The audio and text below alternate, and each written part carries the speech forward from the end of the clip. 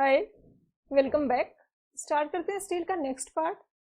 Question 196 में पूछा है कोई कंप्रेशन मेंबर है, उसकी इफेक्टिव लेंथ, और यहाँ पे कंडीशंस गिवन है वो है कि एक एंड पे रिस्ट्रेंट है, पोजीशन में भी डायरेक्शन पे भी बोथ, और दूसरे एंड पे डायरेक्शन में तो रिस्ट्रेंट है बट पोजीशन पे हेल्ड नहीं है। तो यहाँ पे इसके अकॉर्डिंग अगर हम जो कोड में गिवन है टेबल, कोड में पेज नंबर 45 पे जो स्टील का IS 800 2007 कोड है उसमें एक टेबल गिवन है डिफरेंट एंड कंडीशंस के लिए। तो इसमें यहाँ पे केस बन रहा है कि एक तो एंड फिक्स्ड है, तो एक एंड तो फिक्स्ड है, दूसरा है वो पोजीशन में हेल्ड नहीं है, तो ट्रांसलेशन में फ्री है, और डायरेक्शन में रिस्ट्रेंट है। इसमें दोनों रिस्ट्रेंट है। तो इस टाइप के केस के लिए इफेक्टिव लेंथ जो होगी वो होगी 1.2L। और यहाँ पे जो ऑप्शंस गिवन उनमें 1.2L नहीं गिवन है, और यहाँ पे आंसर की में आंसर गिवन है वो A गिवन है, तो A में करेक्ट करके L की जगह आप 1.2L कर लीजिए, तो फिर A ऑप्शन है वो करेक्ट हो जाएगा। नेक्स्ट है क्वेश्चन 197।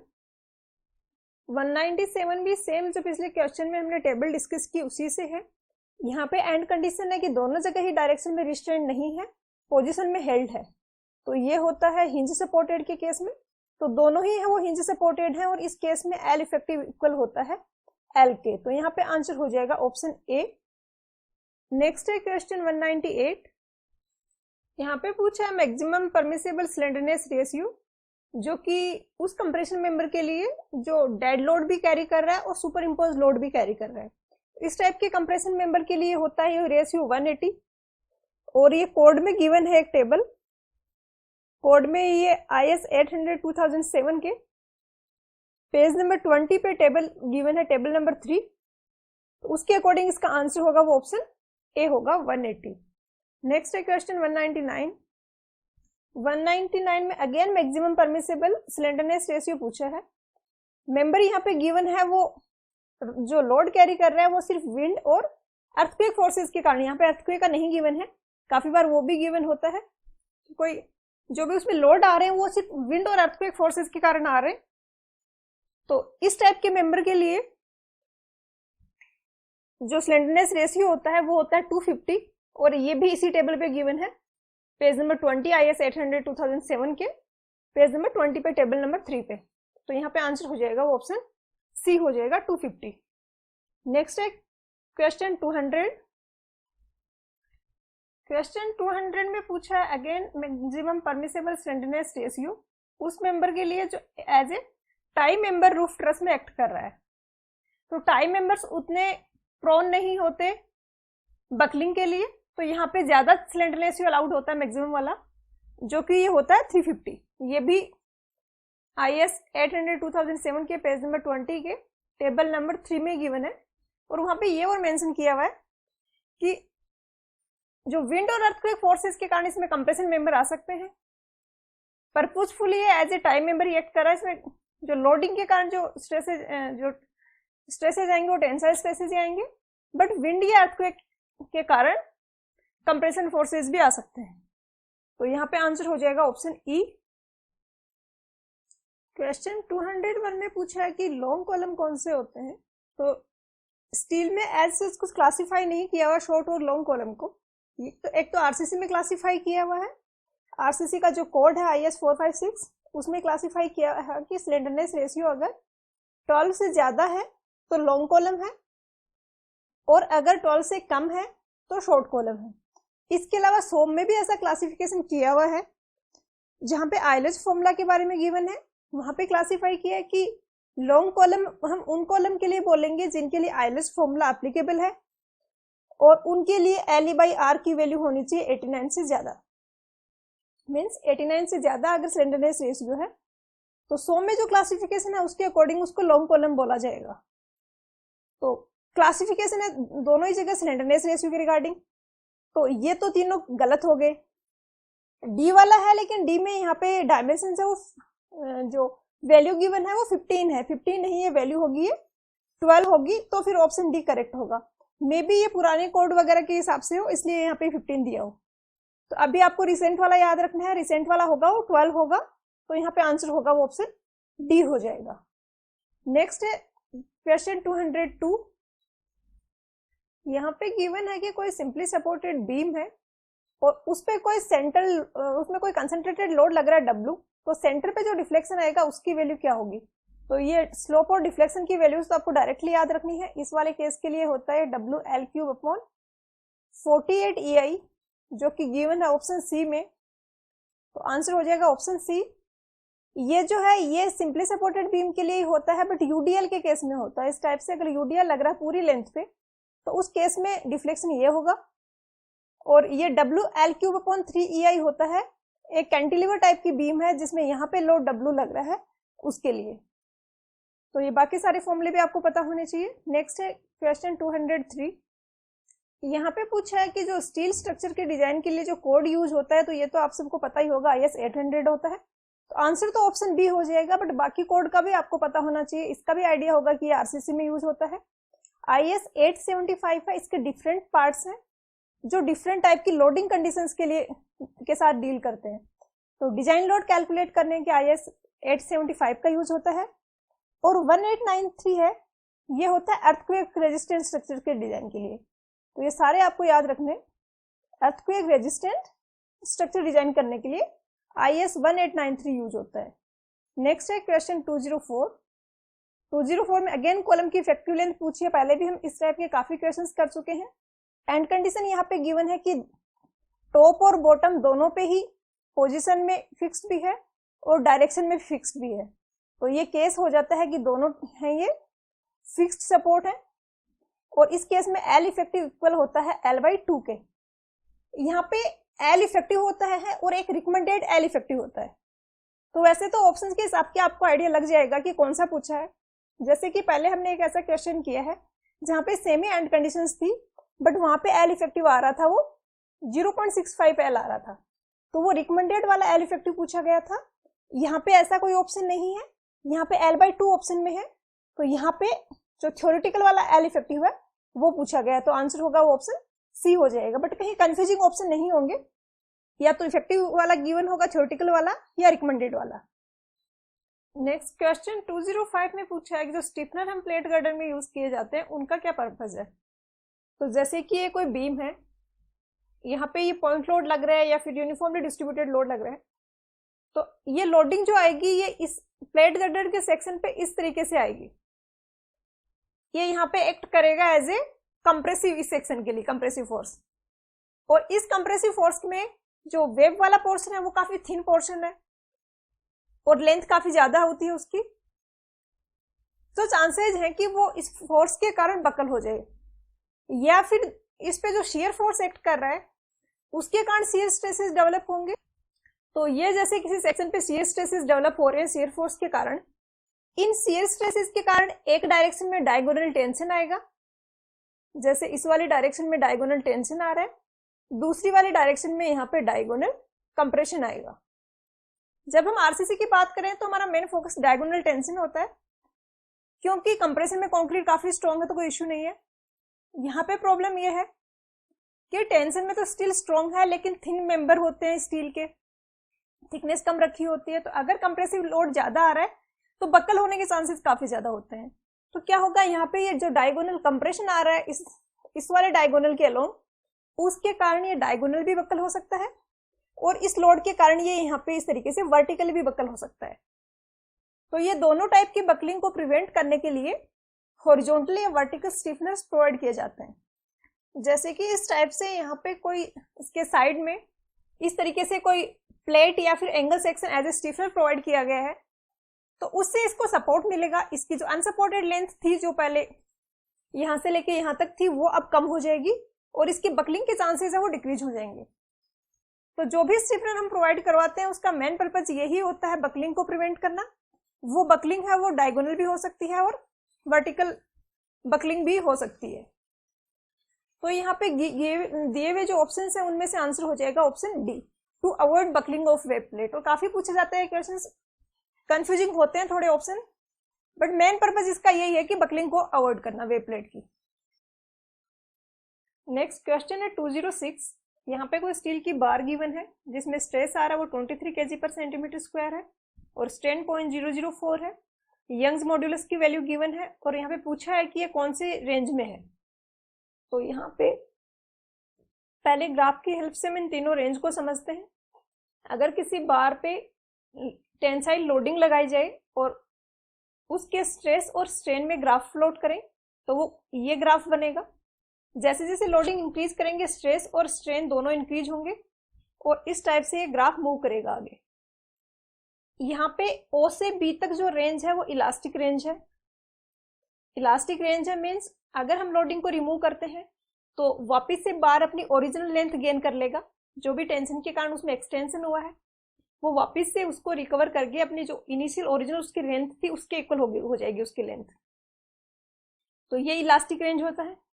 इसके बाद B के बाद B से C तक है ये यील्डिंग है। B के जस्ट बाद में C आता है, इनमें ज्यादा डिफरेंस नहीं होता है। तो C पे अगर लोडिंग उसमें जो स्ट्रेस है वो C के इक्वल पहुंच गया है जो कि उसकी यील्ड स्ट्रेस है, तो उस केस में वहां पे यील्डिंग स्टार्ट होती है और यील्डिंग के केस में बहुत रैपिडली उसका जो क्रॉस सेक्शनल एरिया है वो डिक्रीज होता है और उसकी लेंथ है वो बहुत रैपिडली इंक्रीज होती है। तो C से D के बीच में जो है वो प्लास्टिक रेंज है। तो यील्डिंग और प्लास्टिक रेंज अचीव होंगी जब मटेरियल की यील्ड स्ट्रेस से ज्यादा स्ट्रेस लगाया जाए। क्वेश्चन में हमें डेटा गिवन है कि 23 kg पर सेंटीमीटर स्क्वायर की लोडिंग है, स्ट्रेस है और स्ट्रेन है वो 0.004 है। नॉर्मली हम जो स्टील यूज करते हैं माइल्ड स्टील उसके लिए FI होता है 250 न्यूटन पर mm स्क्वायर और kg पर सेंटीमीटर स्क्वायर में ये होगा 2500 kg पर सेंटीमीटर स्क्वायर। तो यहाँ पे जो 2500 से तो कम है स्ट्रेस, इट मीन्स यहाँ पे यील्डिंग नहीं हो रही है। B पॉइंट से कम ही है स्ट्रेस, B से आगे यील्डिंग स्टार्ट होती है। तो इट मीन्स जो मटेरियल है जो बार है वो इलास्टिक रेंज में है, क्योंकि अगर FI 250 से ज्यादा 2500 से ज्यादा होता तो यील्डिंग या प्लास्टिक रेंज में हो सकता था। तो स्ट्रेस से हमें ये वैल्यू तो पता चल गई। और OB की जो टोटल इलास्टिक रेंज है इसको भी हम दो पार्ट्स में डिवाइड करते हैं। एक OA होता है जो लिमिट ऑफ प्रोपोर्शनलिटी होता है, जिसमें O से A तक किसी भी पॉइंट पे अगर हम स्ट्रेस और स्ट्रेन का रेशियो निकालेंगे तो वो रेशियो सेम होता है और वो E के इक्वल होता है, जो कि क्वेश्चन में हमें गिवन है 2.1 × 10⁶ kg पर सेंटीमीटर स्क्वायर। तो यहाँ पे जो स्ट्रेस और स्ट्रेन है इससे अगर हम इनका रेशियो निकालें स्ट्रेस अपॉन स्ट्रेन, तो अगर लिमिट ऑफ प्रोपोर्शनलिटी वाले में हो तब तो ये इसके इक्वल आना चाहिए। तो ये इसके इक्वल नहीं आ रहा, ये आएगा 0.565 × 10⁶ kg पर सेंटीमीटर स्क्वायर। तो इसलिए हम यहाँ पे कह सकते हैं कि लिमिट ऑफ प्रोपोर्शनलिटी में भी तो नहीं है बट ये इलास्टिक रेंज में है। लिमिट ऑफ प्रोपोर्शनलिटी के डेप्थ में जाके मैंने इसलिए एक्सप्लेन किया है कि काफी सारे स्टूडेंट को कंफ्यूजन हो सकता है कि हमने स्ट्रेस और स्ट्रेन का रेशियो निकाला तो E के इक्वल तो नहीं आया, फिर इलास्टिक रेंज में कैसे है। तो E के इक्वल तब आता जब A से कम स्ट्रेस होता। ये जो स्ट्रेस वैल्यू है इससे कम अगर स्ट्रेस होता तो वो E के इक्वल आता, बट A और B के बीच में अगर स्ट्रेस है तो उस केस में लिमिट ऑफ प्रोपोर्शनलिटी में नहीं है बट इलास्टिक रेंज में अभी भी है। और A और B के बीच में जो स्ट्रेन होता है वो रैपिडली चेंज होता है और स्ट्रेन रैपिडली चेंज होता है, इसलिए जो स्ट्रेस अपॉन स्ट्रेन का रेशियो है वो डिक्रीज हो जाता है। तो ये जो वैल्यू आती है ये E से कम आती है। तो इससे भी प्रूव हो रहा है कि ये लिमिट ऑफ प्रोपोर्शनलिटी से बाहर A से B के बीच में ये कहीं स्ट्रेस की वैल्यू है। तो यहाँ पे आंसर हो जाएगा इलास्टिक रेंज में। बस कंफ्यूज नहीं होना है कि स्ट्रेस अपॉन स्ट्रेन का रेशियो नहीं इसके इक्वल आ रहा तो इसके कारण इलास्टिक रेंज नहीं होगा। अगर वो इक्वल आ जाता 2.1 × 10⁶ तो वो ज्यादा इजी होता। आप कंफर्म वहां पे कह सकते हो कि हाँ इलास्टिक रेंज ही है, बट ये ज्यादा इक्वल नहीं आ रहा इसलिए हमें इतना डेप्थ में जाना पड़ा कि कौन सी वाली रेंज में लाई करेगा, इलास्टिक रेंज में भी कहां पे लाई करेगा। तो इसका आंसर हो जाएगा ऑप्शन A। नेक्स्ट क्वेश्चन है 207। यहाँ पे D है वो डिस्टेंस बिटवीन फ्लेंज एंगल्स है जो क्लियर डिस्टेंस होती है, और यहाँ पे स्टिफनेस के रिगार्डिंग स्टेटमेंट्स गिवन है, करेक्ट स्टेटमेंट को फाइंड करना है। स्टिफनेस के रिगार्डिंग नॉर्मल जो स्टील यूज करते हैं FI 250 उसके लिए होता है कि अगर TW D/85 से ग्रेटर है तो कोई स्टिफनर रिक्वायर्ड नहीं है। अगर D/85 से कम हो गई है थिकनेस ऑफ वेव तो वहां पे वर्टिकल स्टिफनर प्रोवाइड करेंगे। सबसे पहले वर्टिकल स्टिफनर देते हैं, उसके बाद में अगर और डिक्रीज हो जाती है थिकनेस तो एक हॉरिजॉन्टल स्टिफनर दिया जाता है, और भी डिक्रीज होती है तो 2 हॉरिजॉन्टल 1 वर्टिकल स्टिफनर दिया जाता है।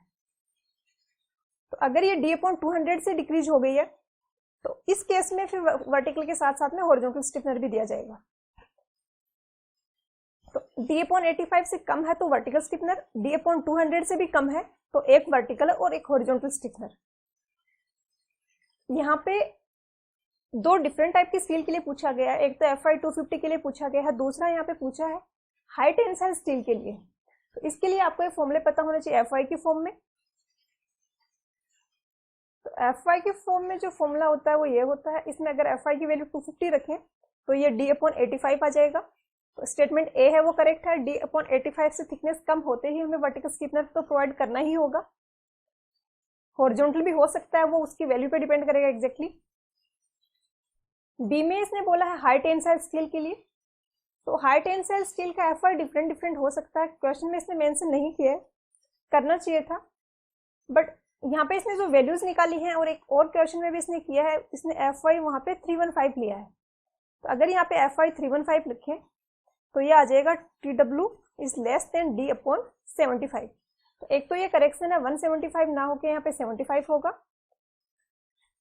और दूसरा इसने FI जो लिया है ये 315 लिया है।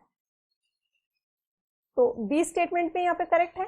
ऐसे ही सी और डी स्टेटमेंट है वो हॉरिजॉन्टल स्टिफनर के रिगार्डिंग है।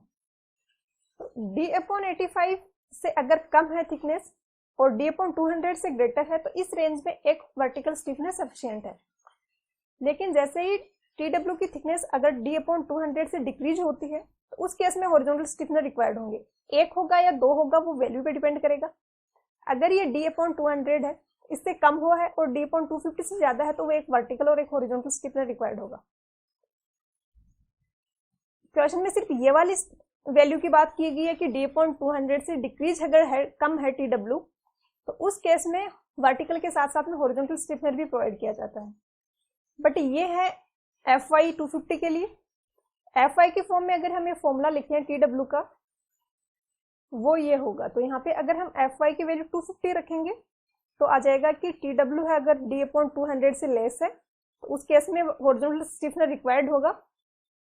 तो सी स्टेटमेंट सही है, सॉरी डी स्टेटमेंट सही है। सी में इसने बोला है हाई टेंसाइल के लिए, तो हाई टेंसाइल का अगेन इसने FI 315 लिया है और 315 रख के अगर हम कैलकुलेट करेंगे तो इस फॉर्मूले से जो TW की वैल्यू आएगी वो आएगी it should be less than D/180। तो यहाँ पे सी स्टेटमेंट भी करेक्ट हो जाएगा। तो यहाँ पे आंसर जो होगा वो ऑप्शन ई हो जाएगा। और ये रेंजेस आपको याद रखनी है, D/85 से कम होने पे वर्टिकल स्टिफनर प्रोवाइड करेंगे या सफिशिएंट नहीं है।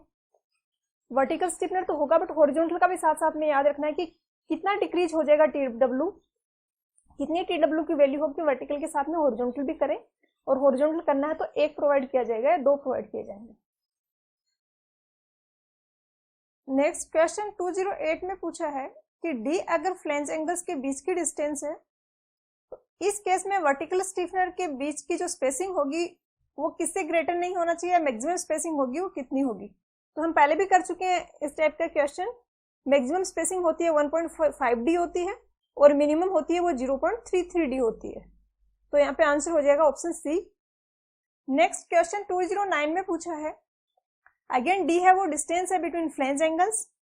यहाँ पे हॉरिजॉन्टल स्टिफनेस नहीं प्रोवाइड किए गए हैं, तो इस केस में वर्टिकल स्टिफनर के बीच की जो स्पेसिंग होगी वो कितनी होनी चाहिए। तो मिनिमम स्पेसिंग होती है इस केस में वो 0.33D होती है। तो आंसर हो जाएगा ऑप्शन सी। नेक्स्ट क्वेश्चन है 210। यहाँ पे स्टिफनेस के रिगार्डिंग कुछ स्टेटमेंट्स गिवन है और करेक्ट स्टेटमेंट को हमें फाइंड करना है। ऑप्शन ए और बी है वर्टिकल स्टिफनर के रिगार्डिंग। यहाँ पे गिवन है कि वर्टिकल स्टिफनर को हम पेयर्स में भी प्रोवाइड कर सकते हैं, जैसे कि कोई सेक्शन है उसमें बोथ साइड हमने वर्टिकल स्टिफनर प्रोवाइड कर दिया। जैसे कि ये कोई सेक्शन है तो यहाँ पे एक स्टिफनर यहाँ पे प्रोवाइड किया, दूसरा इस साइड पे, एक ही क्रॉस सेक्शन पे बोथ साइड में पेयर्स में स्टिफनर प्रोवाइड किए गए हैं। इसके अलावा वर्टिकल स्टिफनर को हम सिंगल भी प्रोवाइड कर सकते हैं, जैसे कि ये लॉन्गिट्यूडनल है लेंथ के अलोंग ये प्लेट गर्डर है, ये लेंथ है इस डायरेक्शन में। तो एक स्टिफनर यहाँ पे दे दिया वर्टिकल, दूसरा यहाँ पे दे दिया, तीसरा फिर इधर दे दिया। तो जब सिंगल सिंगल कर रहे हैं तो हमें सारे एक ही साइड नहीं देने, अल्टरनेट साइड देने हैं। तो इस टाइप से सिंगल भी वर्टिकल स्टिफनर्स प्रोवाइड किए जा सकते हैं। ऑप्शन सी और डी में दोनों के बारे में पूछा है हॉरिजॉन्टल स्टिफनर के रिगार्डिंग, तो सेम चीज एप्लीकेबल है हॉरिजॉन्टल स्टिफनर के लिए भी। हॉरिजॉन्टल इस तरीके से horizontal stiffener single single alternative भी प्रोवाइड किए जा सकते हैं, या फिर यहीं पे एक इस तरीके से पेयर में भी हॉरिजॉन्टल स्टिफनर प्रोवाइड किया जा सकता था। तो चारों ही स्टेटमेंट यहाँ पे सही है। आंसर है वो ऑप्शन ई हो जाएगा, all of the above statements are correct. तो आज के लेक्चर वीडियो में इतना ही, मिलते हैं नेक्स्ट वीडियो में। पढ़ाई करते रहिए, ऑल द वेरी बेस्ट।